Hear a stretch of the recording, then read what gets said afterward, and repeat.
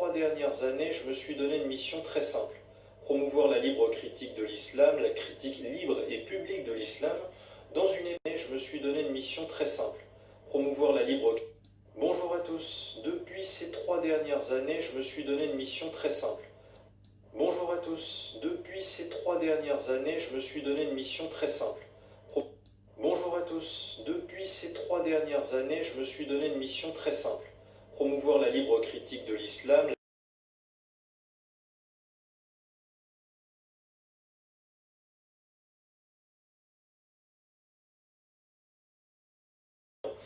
Et je reçois aussi régulièrement des témoignages de plus en plus nombreux d'ex-musulmans qui ont été convaincus par mes arguments et qui me disent que mon livre ou mes vidéos les ont fait quitter l'islam ou, disons, les ont accompagnés, les ont confortés dans leur chemin de doute sur l'islam.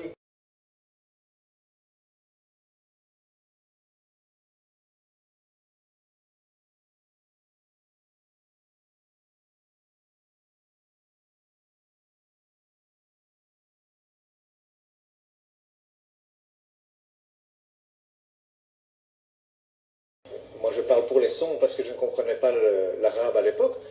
Mais il y a des sons merveilleux. Mais c'est vraiment de la belle prose. Moi, j'ai une oreille musicale, j'aime beaucoup les beaux sons, mais quand on entend le Coran, c'est magnifique. Enfin, je ne sais pas comment un homme a pu faire des beaux textes pareils. En plus, tous ces textes ont des significations profondes. Il n'y a pas une erreur, il y a des gens, des médecins, des scientifiques qui ont fait des erreurs, des recherches sur ces livres saints. Ils trouvent des erreurs dans la Torah, ils trouvent des erreurs dans la Bible, et ils n'en trouvent pas dans le Coran, rien. Il n'y a rien qui est mauvais, même il y a des images qui sont reprises, qui correspondent pratiquement à la meilleure définition qu'un médecin pourrait faire à un ignorant. Donc c'est des choses merveilleuses qu'il y a dans le Coran. Et Assalamu alaikum, brothers and sisters. I want to just briefly tell you, I'm sometimes asked, how come you're a Muslim? And I tell them, well, God showed me that I'm a Muslim. For the first 35 years of my life, I was a disbeliever.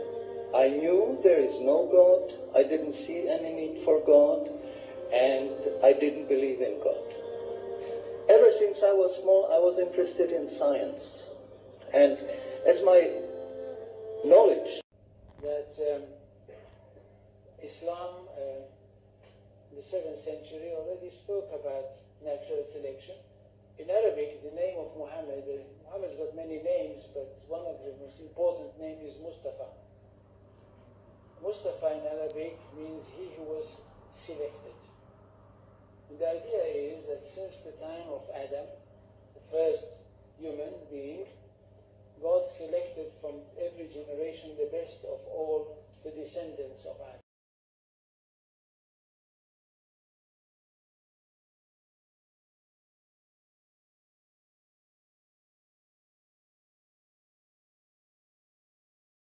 Choisi le prophète Mohammed comme le premier personnage de la liste, il a dit: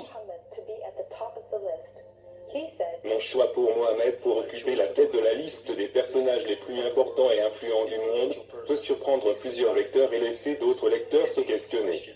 Il est le seul personnage dans l'histoire qui a suprêmement réussi sur les deux niveaux, à la fois le niveau religieux et le niveau laïque. C'est cette combinaison non parallèle entre laïcité et immense impact religieux que je sentais à propos du prophète Mohammed. C'est ce qui m'a guidé à le considérer comme l'unique et le plus influent personnage dans l'histoire humaine.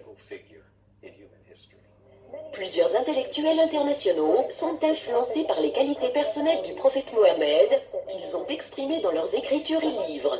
Lamartine, le fameux historien français, dans son livre L'histoire des Turcs, a dit à propos du prophète Mohammed: Si la grandeur des buts, la petitesse des moyens et la gigantesque des résultats sont les trois critères du génie humain, qui ose comparer n'importe quel grand personnage dans l'histoire avec Mohammed? Gandhi, le commandant spirituel du mouvement d'indépendance indien à travers le mouvement de la désobéissance nationale, dans son livre La Jeune Inde, 1929, a dit à propos du prophète Mohammed que la paix et la bénédiction de Dieu soient sur lui. Je deviens plus que convaincu que ce n'était pas l'épée qui a gagné une place pour l'islam en séjour dans la vie. C'était la simplicité rigide, la totale abnégation du prophète, le respect scrupuleux de promesses, sa dévotion intense envers ses compagnons et ses adeptes, son intrépidité, son courage, sa confiance absolue en Dieu et en sa propre mission.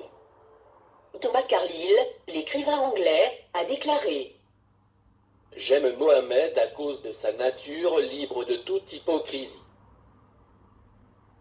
Avec des mots clairs, il abordait le César romain et le roi de Perse, et il les guidait vers ce qu'il aime pour eux dans cette vie et dans la vie éternelle. George Wells, l'auteur anglais.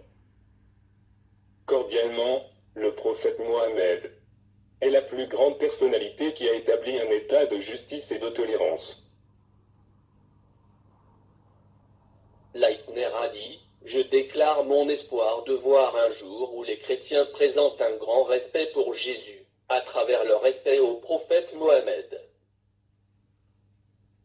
En vérité, le chrétien qui reconnaît la religion et le droit chemin apporté par le prophète Mohammed est clairement le vrai chrétien.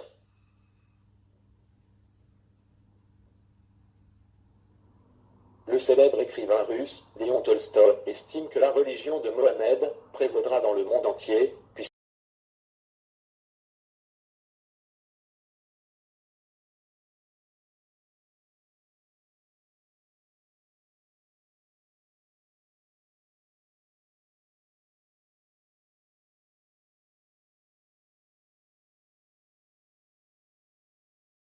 Saluer hautement ses positions et ses principes.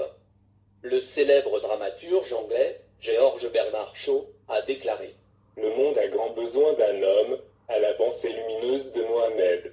Je crois que si un homme comme lui devait assumer la dictature du monde moderne, il réussirait à résoudre ses problèmes, de façon à lui amener la paix et le bonheur si nécessaire.